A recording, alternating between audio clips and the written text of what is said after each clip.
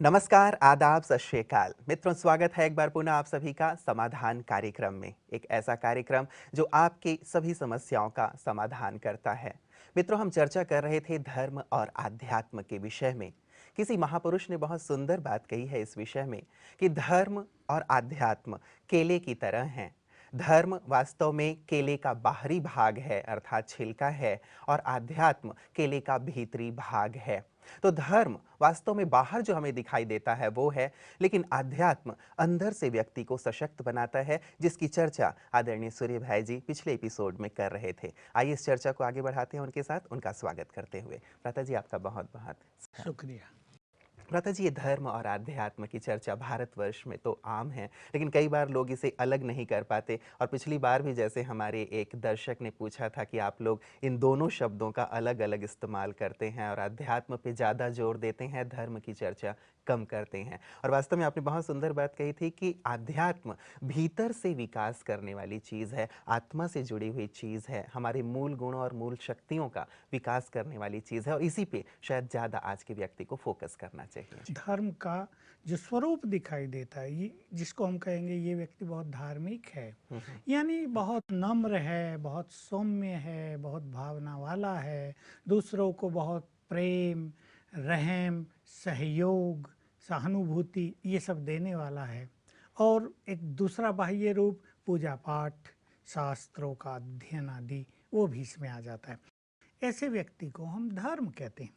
लेकिन धर्म के पीछे, जैसे आपने कहा कि केले के अंदर अगर गुद्दा ही ना हो, माल ही ना हो, तो केले का महत्व ही क्या।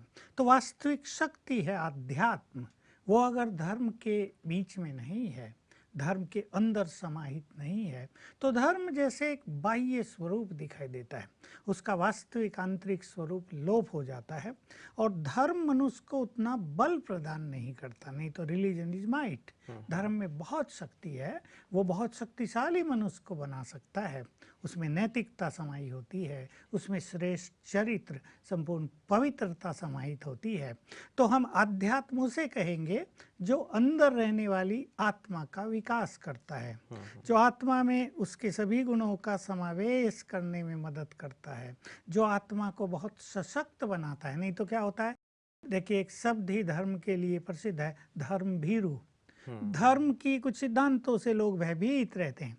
ये कर लेंगे तो कहीं भगवान हमें सजा ना दे, ये कर लें तो कहीं हमारा पाप ना हो जाए, मच्छर को मार दें तो कहीं भगवान हमें भी ना मारे, मक्खियों को मार दें तो कहीं गड़बड़ ना हो जाए। तो धर्म मनुष्य को भीरू कर देता है, डरपोक बनाता है।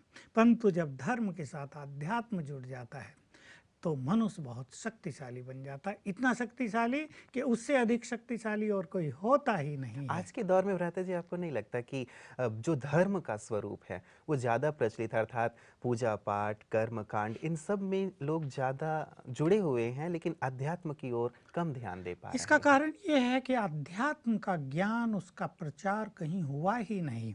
अब बहुत सारे गुरु पैदा होते हैं, अच्छे कार्य करते हैं, नो डाउट, जी। वो अच्छी शिक्षाएं देते हैं, लोगों को सहयोग करना सिखाते हैं, आपस में भी कहीं ना कहीं प्रेम भाव बढ़ाना सिखाते हैं, थोड़ा बहुत जो उनके पास होता है ज्ञान भी देते हैं। लेकिन वो सब धर्म ही रहता है, धर्म का बाह्य स्वरूप। अध्यात्म के लिए तो भारत में भी एक ही धर्म ग्रंथ सबसे प्रसिद्ध है, जिसके बारे में आजकल लोगों को इतना ज्ञान ही नहीं, और वह है श्रीमद् भगवत गीता।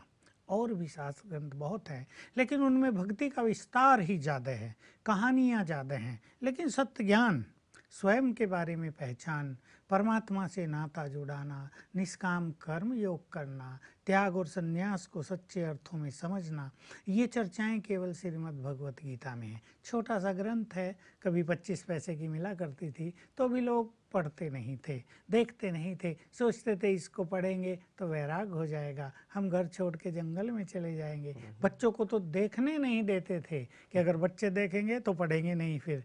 ये कुछ गलत भ्रांतियाँ, चाहे इसके पीछे कुछ सत्य घटनाएं रही हों, पर ये भ्रांतियाँ फैल गई थी।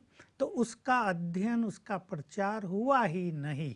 अगर हुआ भी तो इतना कि लोगों ने गीता का एक अध्याय का पाठ करना शुरू कर दिया, वो भी भक्ति बना दिया, उसको भी धर्म का बाह्य स्वरूप दे दिया। लोगों ने सोचा ही नहीं कि गीता जो कह रही है उसको हमें अपने जीवन में अपनाना है। तो ये अंतर है धर्म और अध्यात्म का। बिल्कुल, केवल पाठ ही करते रहे गीता का, लेकिन उसमें जो कहा गया है उसे अपने जीवन में नहीं लाया। जैसे गीता में कहा ही गया है कि काम, क्रोध और लोभ नर्क के द्वार हैं। पढ़ते तो रहे लेकिन साथ-साथ काम, क्रोध और लोभ से और ज़्यादा युक्त होते रहे, तो जीवन में वो चीज़ नहीं आ पाई। और जो आप कह रहे हैं कि अध्यात्म अर्थात जीवन, धर्म केवल बाह्य रूप में हम लोगों को दिखाई देता है, लेकिन अध्यात्म अर्थात जीवन में उन चीज़ों को शामिल किया जाए, तब कहीं जाकर के धर्म शक्ति का रूप ले और पाता है। दूसरी बात ये है कि अध्यात्म के लिए कुछ और चीज़ों की ज़रूरत नहीं कि हमें समय देना है, हमें घंटों पूजा पाठ करनी। देखो, पूजा पाठ के लिए तो कई लोग रोज़ सवेरे 2 घंटे भी निकाल कर बैठते हैं। अध्ययन के लिए भी उन्हें कुछ समय देना पड़ता है। पर अध्यात्म एक ऐसी परिचर्चा है, एक ऐसी पद्धति है जो जीवन से जुड़ा है। बस उसको जीवन में अपनाना है, कुछ बातों को जानकर उनकी प्रैक्टिस कर लेनी है और हम अध्यात्म से परिपूर्ण होने लगते हैं। लेकिन यदि अपना आध्यात्मिक विकास करना है, जो वास्तव में बहुत आवश्यक है, उसके लिए क्या करें? मैं ये तो नहीं कहूँगा कि वो हमारे पास आएँ, पर ये सत्य कहना भी ज़रूरी है कि हमारे सेवा केंद्रों पर जहाँ तहाँ, जो हर बड़े शहर में और आजकल तो छोटे गांव में भी खोल दिए गए हैं, वहाँ पर ये आध्यात्मिक ज्ञान ही दिया जाता है। इसलिए कहीं कहीं लोग हमारे वहाँ जाकर ये भी कहने लगते हैं कि तुम्हारे यहाँ चित्र तो सब देवी देवताओं के हैं, पर तुम कहीं फूल तो चढ़ाते ही नहीं, कहीं अगरबत्ती तो जलाई नहीं जा रही, कहीं दीपक धूप तो किया नहीं जा रहा है। तो आध्यात्म माना स्वयं के बारे में संपूर्ण जानकारी, परमात्मा के बारे में संपूर्ण जानकारी वो वहाँ पर दे दी जाती है। और जब मनुष्य को अपने बारे में संपूर्ण जानकारी हो जाती है, जब वो परमात्मा से जुड़ जाता है, तब उसे उसकी पूजा करने की ज़रूरत नहीं रहती। तो पूजा पाठ पीछे छूट जाता है और ये आध्यात्म ज्ञान मनुष्य को सच्चे अर्थों में धर्म से युक्त कर देता है। यानी उसको धर्म की ये बाह्य प्रक्रिया करने की जरूरत नहीं होती, पर उसका जीवन ही धर्म बन जाता है। जी, जी, जी। तो एक प्रकार से धर्म का मूल ही है आध्यात्म। तो हम यदि पूजा पाठ कर भी रहे हैं, तो लक्ष्य हमारा ये हो कि हम अध्यात्म की ओर बढ़ें, अपना सर्वांगीण विकास करें। जो भी हमारे आंतरिक गुण हैं, शक्ति हैं, उन सब का संपूर्ण रूप से विकास करना ही अध्यात्म का मूल लक्ष्य है। लता जी, मैं अब मेल की ओर आ रहा हूँ, जो हमारे पास बहुत सारे मेल्स आए हुए हैं। और इसमें प्रथम मेल हमारे पास आया है गाजीपुर यूपी से, और रामकृष्ण गुप्त जी लिख रहे हैं कि आज हमारे देश में बहुत सारे धर्म, मठ, पंथ, संप्रदाय हैं और सभी ये कहते हैं कि हमारे पास ही सत्य ज्ञान है। हम ही ईश्वर तक आपको पहुंचा सकते हैं, हम ही आपको मुक्ति, जीवन मुक्ति का मार्ग दिखा सकते हैं। सभी स्वयं के पास सत्य होने का दावा करते हैं। ऐसे में आम आदमी कंफ्यूज हो जाता है कि सत्य क्या है, हम जाएं तो कहाँ जाएं, आखिर सत्य को परखा कैसे जाए? हाँ, बिल्कुल ठीक है। गुप्त जी का कहना बिल्कुल यथार्थ है। जहाँ एक ही जगह 10 मार्ग जा रहे हों और सभी दावा कर रहे हों कि इस रास्ते से जाएंगे तो आप अपने लक्ष्य पर पहुंच जाएंगे, संभव है वो 10 के 10 मार्ग घूम फिर के, मुड़ के, लंबी यात्रा तय करके, कोई कटीले मार्गों को पार करने के बाद उस टारगेट पर पहुंचता हो। तो देख लिया सबने, कहीं भी जाकर परमात्म प्राप्ति हुई या नहीं हुई, सत्य जहाँ है उसका सबसे बड़ा प्रूफ होगा सरलता। सत्य जहाँ है उसका सबसे बड़ा प्रूफ होगा, जैसे सत्यम शिवम सुंदरम, वो आत्मा का कल्याण करेगा, वो जीवन को बिल्कुल सुंदर बनाएगा। जहाँ सत्य होगा वहाँ मनुष्य के पास बहुत शक्ति होगी। और एक अंतिम बात मैं इस बारे में कहूँगा कि जहाँ सत्य है वहाँ खोज समाप्त है। जब मनुष्य को पता लग गया 2 + 2 = 4, ये अंतिम सत्य है। इसके बाद ये प्रूव करने की ज़रूरत नहीं कि 2 और 2 4 कैसे होते हैं, वो हैं, सबने उसको स्वीकार किया। तो सत्य एक ऐसा अंतिम सत्य है जिसको सभी स्वीकार कर लेते हैं और खोज समाप्त हो जाती है। तो इस तरह हमें सत्य को परख लेना चाहिए। निश्चित रूप से किसी भी दुकान पर हम जाएंगे, जी। वो अपना हल्के से हल्के माल को भी बहुत प्रशंसा करके बताएगा, इससे अच्छा मार्केट में आपको कहीं नहीं मिलेगा, ये स्टैंप देख लेना, यही सत्य की स्टैंप है। बिल्कुल, तो हर व्यक्ति अपनी बात को प्रबल ढंग से तो कहेगा, ये तो बिल्कुल नेचुरल है। कोई क्यों कहेगा कि हमारे मार्ग पे न चलना, उसके मार्ग पे जाना, वहाँ से तुम्हें भगवान मिल जाएगा। लेकिन हमें देख लेना है, परख लेना है। जहाँ हमें आत्मसंतोष मिले, जहाँ हमें आत्मशुद्धि का मार्ग मिले, जहाँ हमें लगे कि हमारा चित्त पवित्र होता जा रहा है, जहाँ हमारे सभी प्रश्नों का हल हमें सहज भाव से मिल रहा हो, और जहाँ पहले ही दिन से हमें परमात्मा अनुभूति का आभास होने लगा हो, वही सत्य है। इसलिए हर व्यक्ति बुद्धिमान है, उसे सहज ही इस बात को परख लेना है और सत्य मार्ग पे चल देना है। भ्राता जी, लेकिन मान लीजिए एक व्यक्ति इन सभी मार्गों पर जा कर के परखना चाहे, तो हजारों मठ मठांतर हैं जैसे इन्होंने कहा है, तो शायद पूरी उम्र ही गुजर जाए इसमें। तो सत्य एक सही रूप में यदि हमारे सामने आ जाए, सबके सामने आ जाए कि वास्तव में यही सत्य है, संपूर्ण सत्य है, तो ये जो तलाश है, खोज है, वो बिल्कुल, समाप्त हो हम जाएगी। तो ये कह ही रहे हैं, बिल्कुल खुलेआम कह रहे हैं कि अब आपको सत्य के मार्ग को खोजने की ज़रूरत नहीं। हम में से लाखों लोगों ने वो सत्य का मार्ग खोज लिया है, और लाखों ने ही, लाख माना एक ही लाख नहीं, बहुत सारे लाखों ने परमात्म मिलन का सच्चा सुख भी प्राप्त कर लिया है। और मैं जानता हूँ कि अनेकों की सत्य की खोज भी पूर्ण हो गई है। पहले वो प्रश्न ही पूछा करते थे, मुक्ति के बाद हम कहाँ जाएंगे, हम पता नहीं कहाँ से इस संसार में आए हैं, भगवान को पता नहीं मिलेंगे भी या नहीं मिलेंगे, भगवान कभी आता भी है क्या। लेकिन अब हमारा ये ईश्वरीय ज्ञान लेने के बाद उनके ये सभी प्रश्न, न केवल इनका हल मिल गया, लेकिन उनका चित्त ही शांत हो गया। एक तो है बौद्धिक दृष्टि से, तार्किक दृष्टि से किसी बात को समझ लेना, लेकिन कभी कभी ये होता है कि तर्क के द्वारा कन्विंस होने के बाद भी मनुष्य अंदर से असंतुष्ट रहता है। लेकिन यहाँ आने वाले सभी संपूर्ण रूप से संतुष्ट हो गए, उन्हें बिल्कुल सत्याभास हो गया, बेस्ड ऑन एक्सपीरियंस।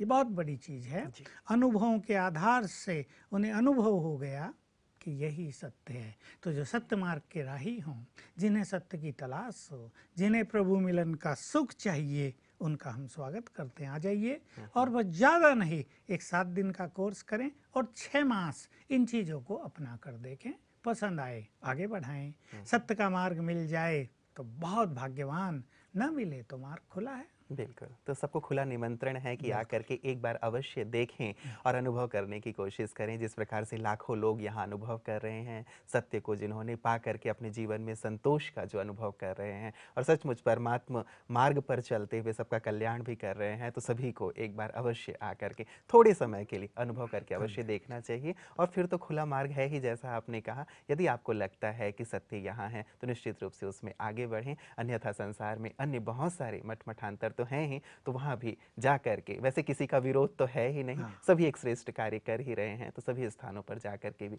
इसका अनुभव कर सकते हैं। भ्राता जी, मैं अगले प्रश्न की ओर आ रहा हूँ। ये प्रश्न आया है हमारे पास, ये अनाम प्रश्न है हमारे पास, अनाम मेल है। और शायद हमारी एक बहन लिख रही हैं कि मैं एक कंपनी में जॉब करती हूँ। कंपनी में साथी कर्मचारियों का व्यवहार अच्छा नहीं है। कुछ लोग बहुत बुरी नज़र से घूरते हैं और कई बार अभद्र कमेंट्स भी करते हैं। इससे मुझे बहुत परेशानी होती है। मैं अभी ऑफिस में नई नई हूँ, इसलिए सोचती हूँ कि यदि बॉस से कहूँगी तो वो भी क्या सोचेंगे कि अभी अभी आई है और इतने पुराने कर्मचारियों का कंप्लेन कर रही है। और यदि घर में बताऊं तो मम्मी पापा परेशान होंगे। बड़ी मुश्किल से तो नौकरी मिली है, इसलिए छोड़ना भी नहीं चाहती। कृपया समाधान बताएं।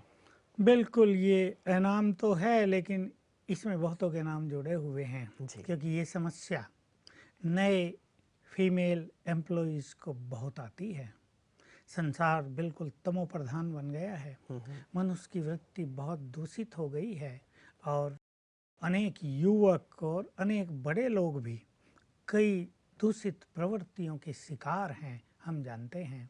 उनकी दूषित वृत्तियां दबी हुई हैं, इसलिए जब उन्हें कहीं ऐसा मौका मिलता है, वो भद्दे कमेंट्स करते हैं, हंसी मजाक करते हैं और दूसरों से इस तरह का व्यवहार करते हैं। इसलिए इस प्रश्नकर्ता बहन को मैं कहूँगा, आप बिल्कुल रिजाइन करने के लिए कोई जल्दीबाजी न करें। और आप ये मान लें कि आप क्रिएटर हैं, आप सुंदर चीज़ों की रचना करने वाले हैं, आप इस माहौल को बदल लेंगे, आप में इसको बदलने की शक्ति है। लेकिन मैं एक चीज़ और छोटी कहूँगा जो बिल्कुल साइकोलॉजिकल है कि जब दूसरे लोग उल्टे कमेंट्स करते हैं तो ये बहुत सीरियस होके परेशान ना हो जाए, जस्ट इतना करे कि मुस्कुरा के ख़त्म कर दे बात, तो वो भी समझ लेंगे कि हमारी बातों का इस पे कोई असर नहीं पड़ रहा है। क्योंकि जब मनुष्य देखता है, जैसे छोटे बच्चे बूढ़ों को चिढ़ाया करते हैं ना, अब बूढ़े अगर चिढ़ते हैं तो बच्चों को बड़ा मज़ा आता है कि वाह काम सफल हो रहा है, फिर वो कुछ ना कुछ ऐसा काम करेंगे कि बूढ़े फिर चिढ़ें। तो अगर हम अपनी मनोस्थिति को बिल्कुल एक रस रख लें तो जो ऐसे कमेंट्स करने वाले लोग हैं वो हार जाएंगे। एक बात। दूसरी, जो मैंने कहा कि हम क्रिएटर हैं, हम माहौल को बदलने वाले हैं, ऐसे कई अनुभव लोगों के मेरे पास हैं। मैंने उन्हें छोटी छोटी राय दी और ये सब कुछ उनका बदल गया। तो मैं इस बहन को कहूँगा कि वो 2 संकल्पों की प्रैक्टिस करे। एक, मैं भगवान की संतान हूँ, मैं महान आत्मा हूँ। ये अभिमान नहीं है, इसको स्वमान कहते हैं। इससे क्या होगा, हमारी महानताएं इमर्ज होंगी, एक्टिवेट हो जाएंगी जो सोई हुई हैं, और हमारी महानताएं दूसरों पर महान प्रभाव डालने लगेंगी। वो जो दूसरे लोग हैं जो देख रहे हैं ये कल आई है, ये 15 दिन से आई है, तो वो उस दृष्टि से देखते हैं। लेकिन अगर वो ये देखने लगेंगे ये कल आई है but she is very great, तो वो झुकने लगेंगे इनके सामने। और ये काम होगा, हाँ, वहाँ ये बैठकर कई बार ये प्रैक्टिस करे, इस संकल्प को क्रिएट करे, मैं महान आत्मा हूँ, भगवान की संतान हूँ। और इसका चमत्कार देखें। दूसरी चीज, एक बहुत अच्छा अभ्यास ये कर लें, मैं पवित्र आत्मा हूँ। तो इससे पवित्र वाइब्रेशंस चारों ओर फैलेंगे और उन लोगों की जो दूषित वृत्तियां हैं उसको वो समाप्त करेंगे। ऐसे भी बहुतों के अनुभव मेरे पास हैं। ऑफिसों में ये तो जेंट्स एंड लेडीज की बात है, जहाँ ऐसे थे कि जेंट्स सब इंजीनियर और एक बहुत जेंटल इंजीनियर, उसको सब सता रहे हैं, उस पर कमेंट्स कर रहे हैं, उसको बुरा बोल रहे हैं, वो परेशान हो रहा हो, चिढ़ रहा है, वो सिगरेट पी रहे हैं, उसके ऊपर धुआं डाल रहे हैं और अनेक कमेंट्स और हंसी मजाक हो रही है। जैसे कॉलेज में कॉलेजों में नए होता है। स्टूडेंट्स आते हैं तो हाँ। उनकी रैगिंग ली जाती है, हाँ। वैसे नए कर्मचारी आते हैं तो उनकी भी हाँ, रैगिंग तो पुराने ऐसा हो कर्मचारी जाता है। लेते हैं। तो मैंने उसको 1-2 ऐसी चीज़ें सिखाई और चमत्कार हुआ कि 3 दिन में सभी लोग उसका सम्मान करने लगे। जब वो ऑफिस का हॉल था बड़ा, उसमें प्रवेश करता था तो सभी अपनी सिगरेट फेंक देते थे। ये बात 3-4 दिन के बाद ही हो गई। तो हमारी अपनी फीलिंग्स से वाइब्रेशंस क्रिएट करती है। न हमें ऐसी चीज़ें सुनकर देखकर निराश होना चाहिए, न निगेटिव होना चाहिए, न इस परेशानी में आना चाहिए कि क्या होगा। जी। छोड़ सकते नहीं, माँ बाप को बता नहीं सकते, बॉस को कंप्लेंट नहीं कर सकते। नेचुरल है, वो भी सोचेगा तो ना भाई ये कंप्लेंट्स तो बार बार, वो भी तो परेशान हो जाएगा कंप्लेंट। और कुछ कंप्लेंट है तो नहीं, लोगों की आम मेंटेलिटी होती है ऐसे हंसी मजाक कर देना। तो इसको लाइटली लेंगे और बहुत अच्छी फीलिंग्स क्रिएट करेंगे, तो इनके वाइब्रेशंस दूसरों के वाइब्रेशंस को बदल तो देंगे। भ्राता जी, एक तो रिएक्ट ना करें, इसको थोड़ा सा हल्के में लें। हाँ। और साथ ही जैसे कुछ आपने आध्यात्मिक अभ्यास बताए हैं, उन आध्यात्मिक अभ्यासों को करें तो वाइब्रेशंस चेंज होंगे और निश्चित रूप से वो सभी पुनः ठीक हो जाएंगे। लेकिन भ्राता जी, एक चीज़ और होती है कि कई बार जो हदें हैं वो पार होने लगती हैं, समस्याएं बहुत ज़्यादा बढ़ने लगती हैं, या फिर कहते हैं कि जैसे पानी सिर के ऊपर जाने लगता है, तो ऐसी स्थिति में क्या किया हाँ, जाए? ऐसी स्थिति भी कईयों के पास आती है। मेरे पास भी ऐसे केसेज आए हैं कि जहाँ दूसरा व्यक्ति बिल्कुल तंग करने लगता है। जी, और कभी कभी इससे बड़ी बात होती है कि जो बॉस है वो भी उन्हें ही साथ देने लगता है, क्योंकि वो भी तो कलियुगी मनुष्य ही है ना, चाहे वो बड़ी पोस्ट पर है, लेकिन वृत्तियाँ तो उसकी भी वही मानवीय कमजोरियाँ और सब उसमें समाया होता है। ऐसे में ऐसी बहनों को थोड़ा स्ट्रिक्ट हो जाना चाहिए। और जैसे भगवान ने हमें सिखाया है, तुम नारी नहीं हो, तुम अबला नहीं हो, तुम शिव शक्ति हो। शिव शक्ति का अर्थ ये नहीं कि वो उन पर क्रोध करने लगे और बरसने लगे, पर कुछ कह अवश्य दे। ऐसे में चुप रहना, ऐसे में मुस्कुरा के बात को हल्का करके छोड़ देना, ये कारगर सिद्ध नहीं होगा। वही जैसे भाई साहब, हाँ। जैसे आपने पहले कहा कि हुँ, मुस्कुरा दे, तो कई बार हाँ। ऐसा होता है कि हमने मुस्कुराया तो सामने हुँ। वाले को और ज़्यादा प्रोत्साहन और मिलता है कि प्रोत्साहन शायद मिलेगा। इन्हें भी हाँ, ये चीज़ पसंद आ रही है तो हम हाँ। और करें। ऐसे में उन्हें थोड़ा स्ट्रिक्टली और हुँ, ये संकल्प करते हुए, मैं शिव शक्ति हूँ, आई एम मोस्ट पावरफुल, थोड़ा-सा 2 पावरफुल वचन भी बोल देने चाहिए। हुँ। और ऐसा कई बहनें करती हैं और दूसरों के मुख को बंद कर देती हैं। तो ऐसे पावरफुल शब्द जैसी परिस्थिति है उसी अनुसार अपने इमोशंस को कंट्रोल रखते हुए, अपने क्रोध को कंट्रोल रखते हुए अगर बोलेंगे तो निश्चित रूप से दूसरों को सावधान होना ही पड़ेगा। जी, जी, जी। वो कहते हैं कि इतना मीठा भी ना बनो कि हाँ, चींटी लग जाए, तो हम हाँ। मीठे तो अवश्य बने लेकिन इतने भी मीठे नहीं कि लोग चींटी मतलब जी, चींटियाँ हमारे पीछे लग जाएँ। तो बिल्कुल, हमें परिस्थितियों को भाँपते हुए दोनों प्रकार से नम्र भी बने और साथ ही स्ट्रिक्ट भी रहें, बिल्कुल। तो ताकि इस प्रकार की जो समस्याएँ आती हैं बहनों के सामने वो दूर हो सकें। भ्राता जी, ये हमारे पास अगला मेल आया है धार एमपी से, और ये बीके कल्याणी बहन हैं। वो लिखती हैं कि मुझे सुबह-सुबह बहुत नींद आती है, लेकिन बाबा कहते हैं कि अमृत वेला रोज उठो और राजयोग का अभ्यास करो। कृपया मुझे बताएं कि मैं अपने नींद को कैसे जीतूं और अमृत वेला योग को कैसे पावरफुल बनाऊं। देखिए, बहुतों के साथ ये समस्या आती है और इसका कारण 2 विशेष रूप से होते हैं। रात को हैवी भोजन ले लेना जी। और देर से सोना। कभी-कभी एक तीसरी बात भी होती है कि सारा दिन बहुत अच्छा न बीता हो, हम्म। तो सारे दिन की नेगेटिविटी का इफ़ेक्ट मन को थोड़ा अप्रसन्नता में ले जा रहा हो। अगर उसने देर से भोजन खाया है तो उसका पेट भारी होगा, शरीर भारी होगा, उसको नींद भी अच्छी नहीं आई होगी और इस कारण जब वो सवेरे उठेगा तो पहले तो उठने का ही मन नहीं करेगा। वो सोचेगा क्या है, ये सबसे खराब बात है, थोड़ा हम्म। और सो लूँ, क्या है, अच्छा 5 मिनट में उठ जाता हूँ, जी। लेकिन 5 मिनट के बाद तो 2 घंटे हो जाते हैं। एक तो ये चीज़, नींद भी फ्रेश हो जानी चाहिए, इसलिए इनको कभी भी सोने वक्त टीवी आदि देखना या नेट खोलना, इन सब चीज़ों से बचना चाहिए। बिल्कुल ये याद रखना है कि जैसी मनोस्थिति में रात को सोया जाएगा उसका इफ़ेक्ट हमारी नींद पर और हमारे सवेरे उठने पर बहुत गहरा होगा। क्योंकि राजयोग के अभ्यास में बात केवल उठने की तो नहीं है, उठकर हम क्या करते हैं, हमारा ब्रेन कितना फ्रेश है, कहीं वो डल तो नहीं है, कहीं उसमें एक विशेष तरह की लेजी फीलिंग तो नहीं भरी हुई है। तो कईयों के साथ ऐसा भी होता है, वो उठ तो जाते हैं लेकिन उठने के बाद उन्हें नींद नहीं आती बिल्कुल भी, लेकिन वो एंजॉय नहीं करते हैं। तो इसके लिए मैं एक बहुत अच्छी चीज़ जो बहुतों के अनुभव में आ चुकी है, क्योंकि ये सजेशन मैं सबको देता हूँ कि वो रोज़ 10 मिनट अनुलोम विलोम प्राणायाम अवश्य किया करें। इस प्राणायाम से ब्रेन को ऑक्सीजन जाती है और धीरे धीरे हमारे ब्रेन में जो छोटे मोटे ब्लॉकेज हो जाते हैं खुलने लगते हैं और हम बहुत फ्रेश होंगे सवेरे। लेकिन ये बहुत आवश्यक है कि रात को भोजन थोड़ा सा हल्का और ऐसा भोजन जो पेट को और देह को भारी ना करे, जो गैसेज एसिडिटी आदि पैदा न करे, ये करना चाहिए। इसके अलावा सवेरे अगर नींद फिर भी आती है, कईयों के साथ ऐसा भी होता है कि अकारण उनका मन फ्रेश नहीं रहता और वो जैसे ही राजयोग में बैठेंगे तो नींद आ सकती है। तो ऐसे में सुंदर विचारों की रचना करना या कुछ अच्छे साहित्य का अध्ययन कर लेना, जिसको हम कहते हैं अव्यक्त महावाक्य हैं, ईश्वरीय महावाक्य हैं, 5-7 मिनट भी पढ़ लिए जाएं तो ब्रेन एक्टिवेट हो जाता है और नए विचारों का सृजन करने लगता है।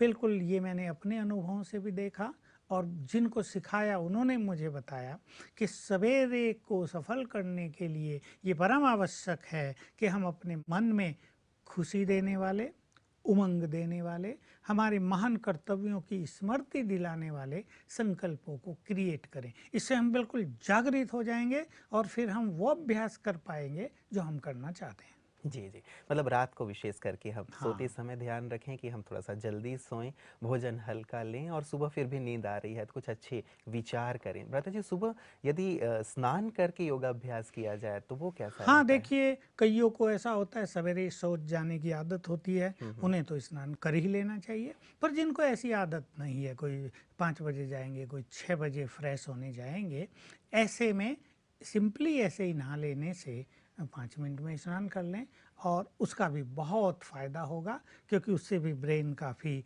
एक्टिव हो जाएगा और शरीर में और कहीं-कहीं भी ब्लॉकेज जो हो जाते हैं, वो भी खुल जाएँगे। जी। उसमें भी थोड़े हल्के ठंडे पानी से, बहुत गर्म नहीं, बहुत शीतल भी नहीं, हुँ, हुँ। लेकिन बीच के पानी से नहा लेने से हम बहुत फ्रेश अनुभव जी, करेंगे। भ्राता जी बहुत सुंदर आज आपने जिन भी प्रश्नों का उत्तर दिया है, हमारे दर्शक अवश्य इन सब का अभ्यास करेंगे और अपने जीवन में श्रेष्ठता की ओर, सुंदरता की ओर बढ़ेंगे और अपनी इन समस्याओं से मुक्त होंगे, ऐसी हमें पूरी-पूरी उम्मीद है। आपका बहुत-बहुत बहुत धन्यवाद।